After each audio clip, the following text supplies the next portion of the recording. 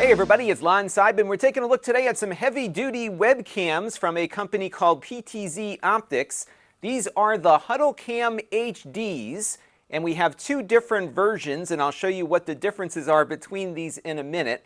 But in a nutshell, these are 4K cameras, but they offer some virtual pan, tilt, and zoom capability with their included remote control, because when you output these at 1080p, you can crop and zoom the image and vary what you're presenting to people on a call with you. They're compatible with most video conferencing applications and with many video production systems as well, depending on which one you choose. And we're going to get into how these cameras work and what the differences are between these two in just a second. But I do want to let you know, in the interest of full disclosure, that PTZ Optics sent these to the channel to review free of charge. However, all the opinions you're about to hear are my own. No one is paying for this review, nor has anyone reviewed or approved what you're about to see before it was uploaded. So let's get into it now and see what these cameras are all about. Now, there are two flavors of this camera. You've got the USB version here and the network version. The USB one functions just like any other USB webcam. You take its included cable here and plug it into a USB port, and it will work with just about anything that supports a webcam. No driver, pretty simple to get up and running. There is also an HDMI output here, and this will mirror what is going out over the USB. So that could be helpful if you want to have a monitor just to see what you look like, if your software doesn't give you a good image of yourself. You could also have this run out to video capture hardware or a production system. It's just nice to have that mirrored output because that's not something you typically see on a webcam, which is nice to have here. It is completely powered by the USB bus, so no secondary power is required. And again, pretty simple and easy to get up and running. The other camera here is the network version.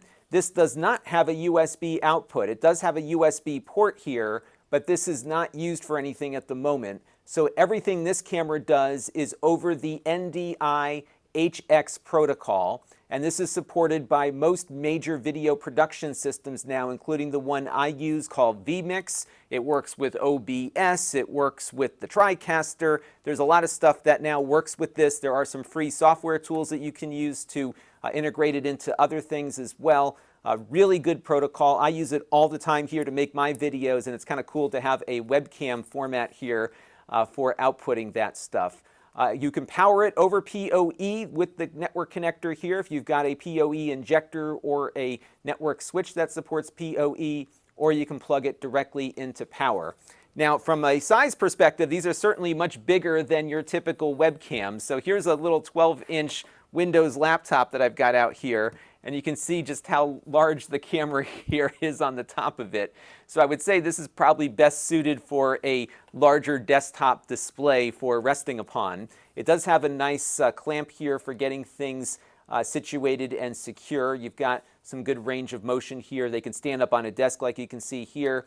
You also have a tripod mount on them as well. So you could presumably attach them to a wall or something and have them sit on a wall, on a tripod, or on top of a display, but just know that they're a little bit bigger than your average webcam because these are kind of more professional in use. The weight on these is about 12 ounces. I think the network one is slightly heavier. That's about 340 grams. So again, a weak little laptop will have a hard time supporting the weight here, so you might want to get a little tripod or one of those Gorilla Pods or something. Now, the MSRP on the USB version here is $329 according to the PTZ Optics website, but I have found it for around $300. They're saying the network one here sells for $549, and again, I'm finding this one for a little bit less on various retailers. These definitely cost more than your average webcam because they're designed for more commercial and professional use. And as you'll see in a minute, they have a nice big wide field of view, so they're designed for larger conference rooms and that sort of thing.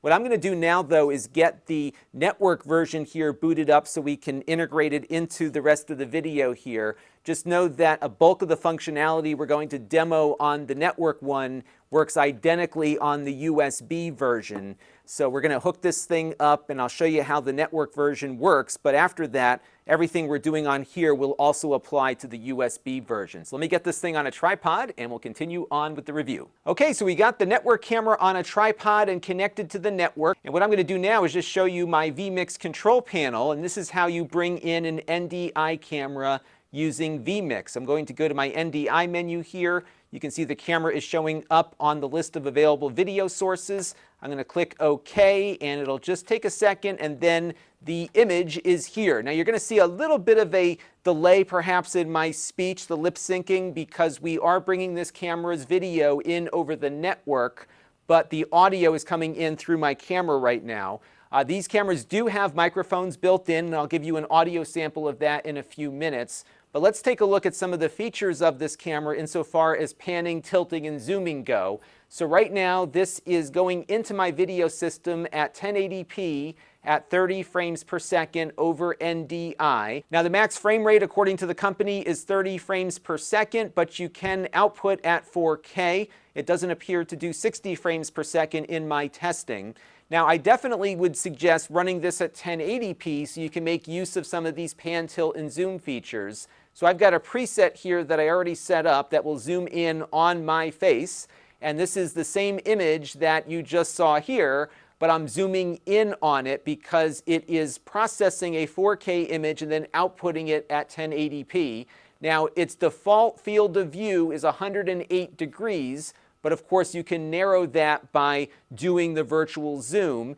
And if you're able to keep it pretty close to a 2x or so, you shouldn't have too much of an image quality penalty. And I would say if you're noticing some softness when you are zooming in, then I would physically move the camera as close as you can get it to your subject, and then that'll give you the best quality image when you zoom in. Because the further you get out from the 2x mark on a zoom, the more softness you're going to see. I would say this is probably about 3x or 4x right now. But again, you can very finely control things, and I'll show you how this remote control works right now. So here is the remote control, and if you've ever used a PTZ optics camera before, this will look very familiar. It's the same remote control. Not all of the features work on these webcams, but the basic pan, tilt, and zoom functionality does. And again, this remote comes with both the network and the USB version. So let's begin with some of the basics here. We'll start with a slow zoom in, as you can see. It does get a little bit jumpy here sometimes when you get close to the end of the zoom range. You also have a faster zoom here that you can enable. And then when you are zoomed in, you can start moving the arrows here and get the image to move around. Now, one of the cool things you can do with this, let me get the Mac here in focus, is that you can set presets and then quickly switch between them. So if I push the preset button down here and then push 1, you can see that it says set 1 is OK. And then maybe we'll zoom over to my mug here and get myself in frame again. Hello. And what I'll do now is hit preset 2, and that will set another one. And then maybe I'll keep going here and zoom in on the camera over here. And then we'll zoom in on that and get that going. And we'll set that as position number 3. And then if I want to get everything back to default, I can just hit home, and that will give us our 108-degree field of view. But now, if I push these buttons, I can pretty much seamlessly switch between camera positions, even though all of these images are being generated from the same shot and crop and zoomed. Pretty cool stuff. And again, this is the same functionality on the USB camera as you'll get on the network one. Now, the network version of the camera also allows you to control it with software. So right now I'm connected via the NDI Studio Monitor app, which is separate from the vMix app that I'm using to record video right now. And I'm able to control this camera, and I'm seeing the output here reflected in my vMix production system at the same time. So you could assign somebody the task of operating the camera, and if they're using the free NDI Studio Monitor app here, they can see what's going on and control what your production system is getting. There's a lot of other ways to control this. You can control it from inside of vMix, from inside your TriCaster, from OBS. A lot of options are available on the network camera because it is on your network and supports many popular protocols for controlling PTZ devices. Now, you can also log into the network camera's control panel and control it from here. So as you can see, it's got those controls right there, and as I click the arrows here, we can move the camera around. I can zoom it out a little bit further. It was zoomed in all the way there, and you get all of the same kinds of controls. They actually have some HTML templates you can download to connect this up with tablets and other devices if you wanted to have that capability too. So the network camera's got a lot of neat little features built into it. Another neat feature of the network camera is that it supports RTMP and RTSP streaming in addition to NDI. So you could push it out over the internet, for example, and send it off to someplace further away. I don't believe it supports SRT, but you do have RTMP and RTSP, which is supported across a multitude of different production environments. You also have some settings here for the NDI video quality, and I would recommend putting it on Ultra for the best image. And these cameras, again, are connected via your wired network, so Ultra is really the way to go. It's about 15 to 20 megabits per second, I think, so it's not all that much of a bandwidth hog, and it will give you the best quality image. NDI-HX, which is what this camera uses, is a compressed format.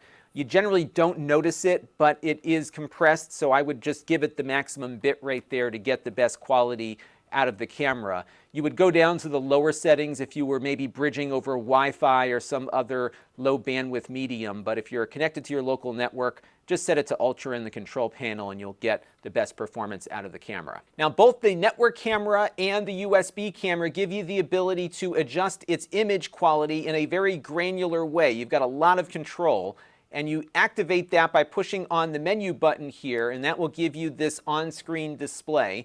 I'll jump through some of these modes here so you can see what you have for options. So for example, you can set it into manual mode and automatically adjust the shutter and the gain and get the image that you're looking for. I've been leaving mine in full auto, but again, you can really get this thing dialed in to get the image looking the best in your particular situation.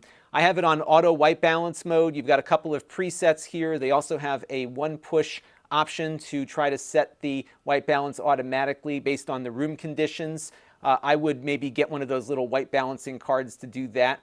So you do have some ability to control the color temperature and the white balance and all that good stuff. There is a way to manually set it as well if you go into this VAR mode here, and you can adjust the range that it supports for white balancing. So you've got a lot of professional features here built into this little webcam, which is great, again, for production environments. You can see some of the image settings that you can adjust here. So if you're in a low light situation, you can adjust the luminance here to try to bump things up a bit.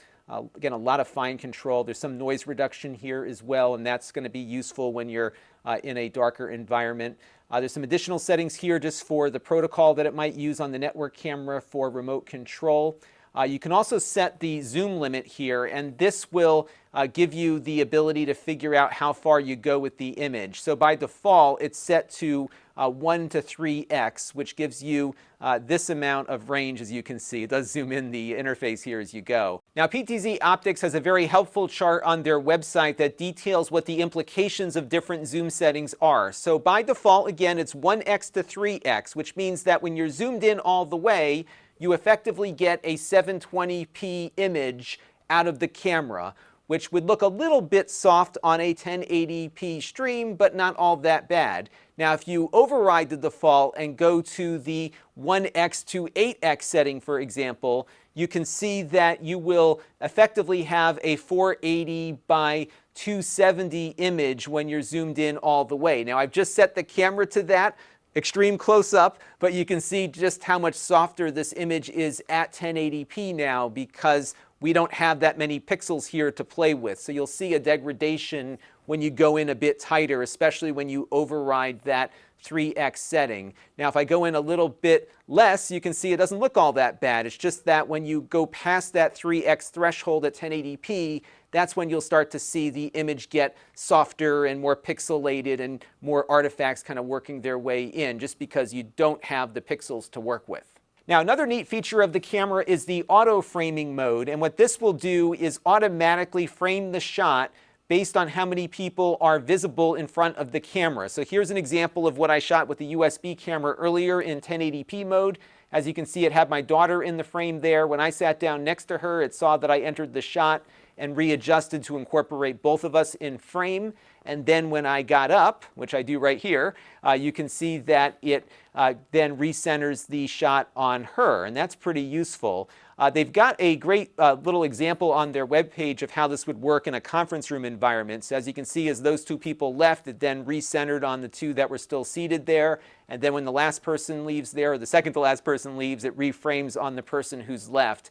And I like this because if you've got one of those big conference rooms and that's where you do your conference calls typically, and there's only one person in the room, it will find that person and zoom in on them and make it look a little nicer for the people on the other side of the call. And what's nice about the auto framing is that you don't have to futz around with the controller. It will generally find the faces and adjust itself as needed. One thing AutoFrame doesn't do is switch between participants, so if you want that, you're going to have to do it manually. But really, for a conference room solution, I think it works well. The microphone is adequate, I think, for a conference room, and it's really a simple solution. You boot up Zoom and it just works, and that's often what people in a conference room environment might want. There is a demo mode that you can enable so the camera can show you what it sees. So that way you can kind of troubleshoot it to make sure that the lighting is good in the room and the positioning of people are good in the room before the auto framing kicks on.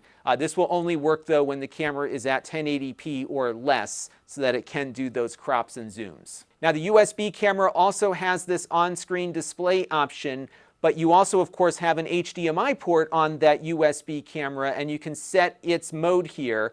I have mine set to 1080p 30 because that's what my equipment uses. But if you're doing some broadcast work, for example, you can have it output at 1080i if you want. So you can do interlaced or progressive, and it will also output 4K out of that HDMI port as well. And when you're in the 1080 modes, it will mirror what the USB is getting out. So any pan, tilts, or zooms you're doing will also push out over that HDMI port, so that's really flexible.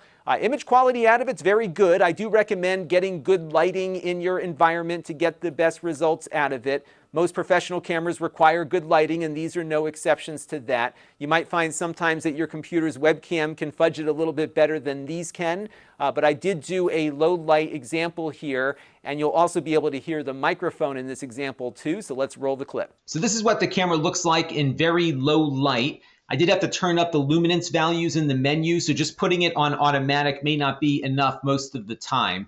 As you can see here, when we zoom in with that digital zoom, it's definitely a bit noisier now than it was before, but that's to be expected when you don't have a lot of light going into the sensor. So this is a camera that's going to need some light. You can get some of those small LED lights to brighten up your face a bit, and I think that will improve the overall image quality. But it does work in low light with a little bit of tweaking. You can also hear what the microphone sounds like as well, because we are recording this off of the HuddleCam's mic right now.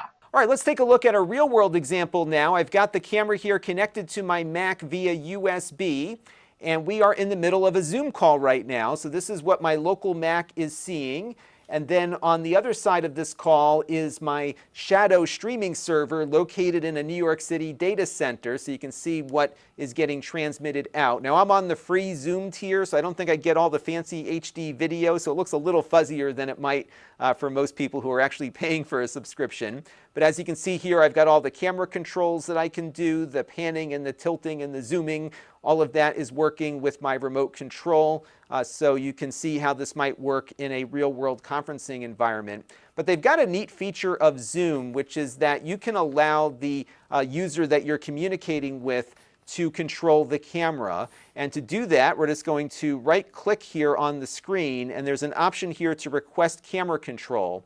And if I switch back to my Mac here, you can see that the remote computer is requesting access to that, which I'm going to approve.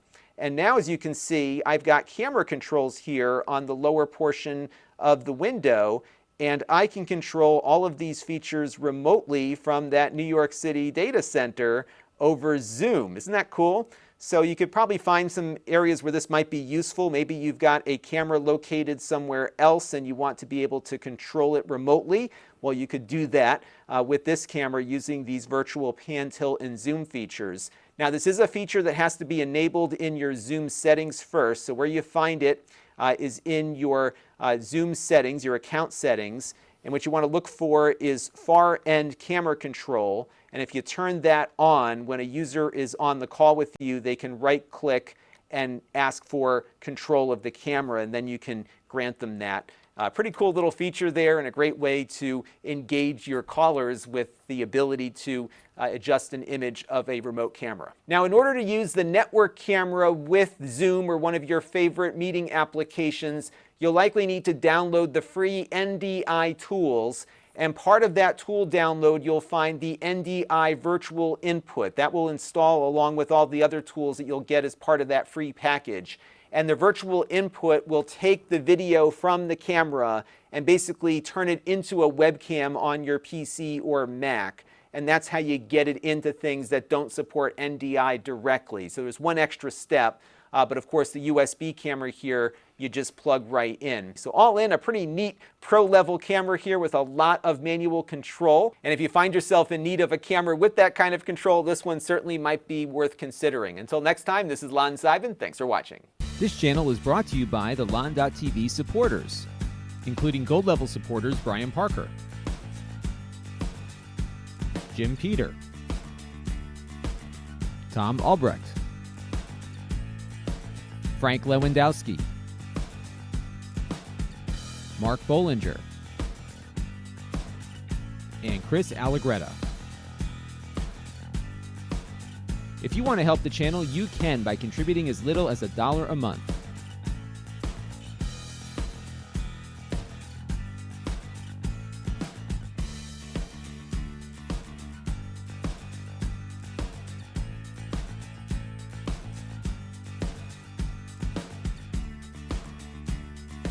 Head over to lon.tv/support to learn more.